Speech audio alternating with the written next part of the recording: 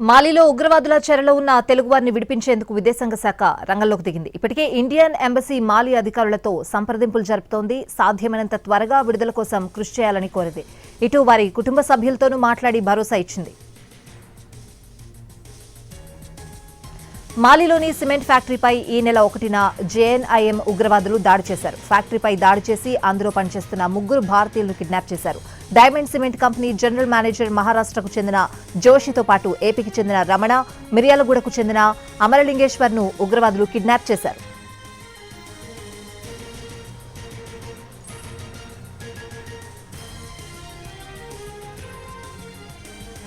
మాలిలో ఉగ్రవాదుల చెరలో నల్గొండ జిల్లాకు చెందిన యువకుడున్నాడు. పూర్తి వివరాలు మా ప్రతినిధి విజయభాస్కర్ అందిస్తారు.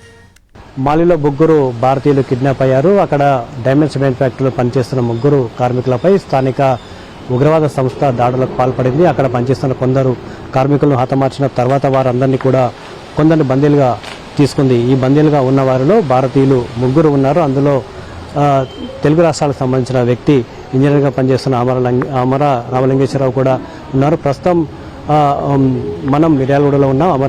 రామలింగేశ్వరరావు సతీమణి ఇక్కడే 2 నెలల క్రితం వరకు కూడా ఇక్కడే ఉంది.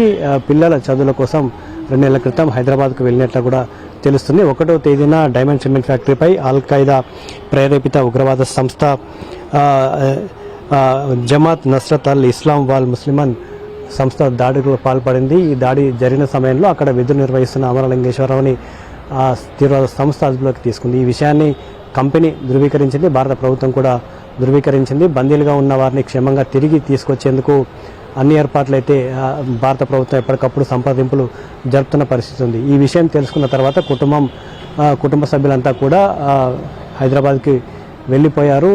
హైదరాబాద్లో ఉన్న ప్రముఖులందరినీ కూడా కలిసి బందీగా ఉన్న తన భర్తను విడిపించుకునేందుకు వాళ్ళు ప్రయత్నాలు చేసిన పరిస్థితి కనపడుతోంది. రాత్రి వరకు కూడా కంపెనీ నుంచి కిడ్నాప్ అయ్యారనే సమాచారం మాత్రమే ఇచ్చినట్లు కూడా తెలుస్తుంది. దానికి సంబంధించి సంప్రదింపులు జరుపుతున్నామని కూడా కంపెనీ చెప్పినట్టు కూడా తెలుస్తుంది. మరోవైపు భారత ప్రభుత్వం వైపు నుంచి కూడా మాలి ప్రభుత్వానికి ఒక స్పష్టమైన డిమాండ్ పెట్టినట్టు కూడా తెలుస్తుంది. సురక్షితంగా తీసుకురావాల్సిన బాధ్యత మీద అందుకు సహకరిస్తామని చెప్పినట్టు కూడా తెలుస్తుంది. మరోవైపు ఎవరైతే కిడ్నాప్కు పాల్పడ్డారో ఆ సంస్థ నుంచి ఎలాంటి డిమాండ్స్ అయితే ఇప్పటి వరకు రాలేదని ఈ కుటుంబ సభ్యులకు కంపెనీ కూడా చెప్పినట్టు కూడా తెలుస్తుంది. ఈ నేపథ్యంలోనే వాళ్ళ దగ్గర నుంచి బందీలుగా ఉన్న ఎవరైతే బందీలుగా తీసుకున్నారో ఆ సంస్థ నుంచి ఒక స్పష్టమైన డిమాండ్ కానీ ఒక స్పష్టమైన ప్రకటన వస్తే ఒక క్లారిటీగా ఉంటుంది. దానికి సంబంధించి ముందడుగు వేసేందుకు సిద్ధంగా ఉన్నట్లు సంస్థ చెప్పినట్టు కూడా తెలుస్తుంది. మరోవైపు సంస్థ ప్రతినిధులు ఎప్పటికప్పుడు ఈ కుటుంబంతో మాట్లాడుతున్నట్లు కూడా తెలుస్తుంది.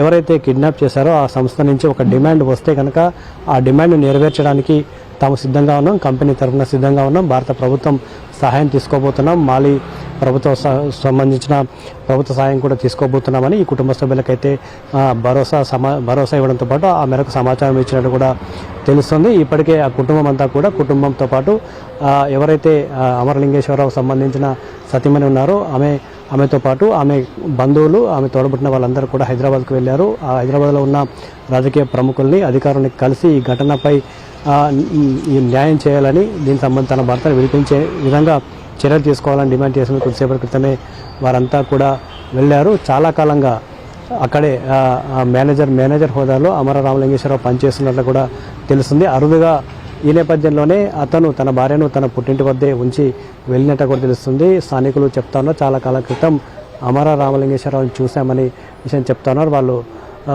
పిల్లల చదువుల కోసం ఈ విద్యా సంవత్సరం ప్రారంభానికంటే ముందు హైదరాబాద్కు వెళ్ళినట్టు కూడా తెలుస్తుంది. మొత్తంగా ఈ ఘటన కలకలం రేపుతుంది. కొంత ఆందోళనకైతే ఆ కుటుంబం ఆందోళనకైతే గురవుతున్నారు. ఎవరైతే కిడ్నాప్ చేశారో ఆ సంస్థ నుంచి కొంత ప్రకటన రాకపోవడం, డిమాండ్స్ ఇప్పటివరకు రాకపోవడంతో కలవరపడుతున్న పరిస్థితి చాలా స్పష్టంగా కనిపిస్తుంది. ఎట్టి పరిస్థితుల్లో డైమండ్ సిమెంట్ ఫ్యాక్టరీలో మేనేజర్గా పనిచేస్తున్న తన భర్తను క్షేమంగా తీసుకురావాలని ఆమె డిమాండ్ చేస్తూ ఉంది. ఇటు ఒకవైపు కంపెనీ యాజమాన్యానికి విజ్ఞప్తి చేస్తున్న భారత ప్రభుత్వాన్ని కూడా విజ్ఞప్తి చేస్తున్న పరిస్థితి కనిపిస్తుంది. కెమెరామెన్ బాలుతో విజయభాస్కర్, ఎన్టీవీ, నల్గొండ జిల్లా.